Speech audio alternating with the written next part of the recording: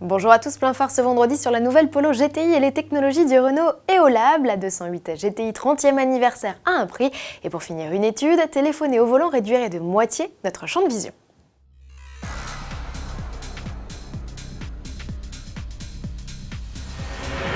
Volkswagen dévoile une partie de son programme pour le mondial de l'automobile, et si la Polo restylée tient évidemment la vedette, c'est bien sa déclinaison GTI qui attirera toutes les convoitises. En enfilant sa nouvelle tenue de sport, la Polo GTI dit aussi adieu à son 1,4 litre TSI de 180 chevaux. C'est désormais le 1,8 litre TSI de 192 chevaux qui officie sous le capot.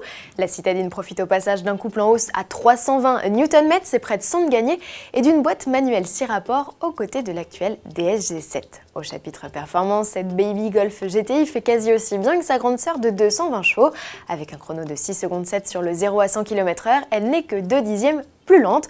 Ouverture du carnet de commandes à la fin de l'année. Sa concurrente toute trouvée est aussi au mondial, c'est la 208 30e anniversaire. Après Goodwood, Peugeot confirme la présence de sa bombinette au salon parisien et en profite pour lâcher son prix, 28 900 €. C'est 3 800 € de plus qu'une classique 208 GTI, un écart de tarif conséquent que Peugeot justifie par une puissance accrue du 1,6 litre THP qui passe de 200 à 208 chevaux. Le couple fait aussi un bond à 300 Nm.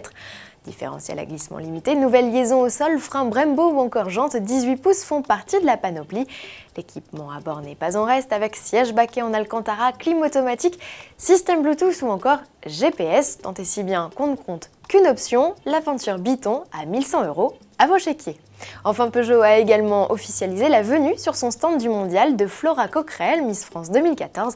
La jeune femme est, comme vous pouvez le voir, déjà dans les starting blocks.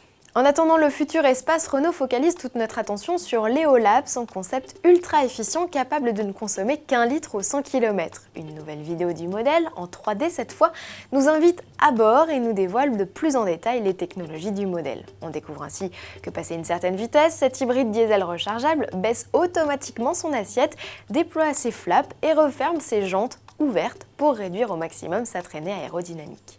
Composé de magnésium et d'aluminium, EOLab est ultra léger, il pèse 955 kg. Un projet pour rêver, Dixit Renault, mais qui préfigure à n'en pas douter un modèle de série basse consommation. La future Clio ? À suivre. Un Français sur deux admet téléphoner au volant, si l'on savait la pratique dangereuse. Une étude scientifique menée par l'Université de Strasbourg pour la Fondation Vinci Autoroute détaille plus concrètement l'effet d'une conversation téléphonique sur notre organisme.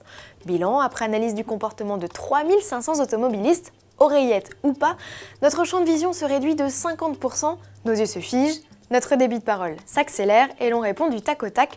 Preuve que notre attention n'est plus ciblée sur la route, mais bien sur notre coup de fil. On met aussi 2 fois plus de temps à doubler ou à se rabattre, on déborde plus souvent de sa file et notre temps de réaction s'allonge. À 130 km/h, on parcourt 100 mètres de plus avant de freiner. Vous pensez que discuter avec un passager a exactement le même effet ? Eh bien c'est raté, car votre accompagnant voit lui tout ce qu'il se passe et peut donc adapter en fonction de l'environnement et des dangers son débit de conversation. À bon entendeur, bon week-end à tous et à lundi.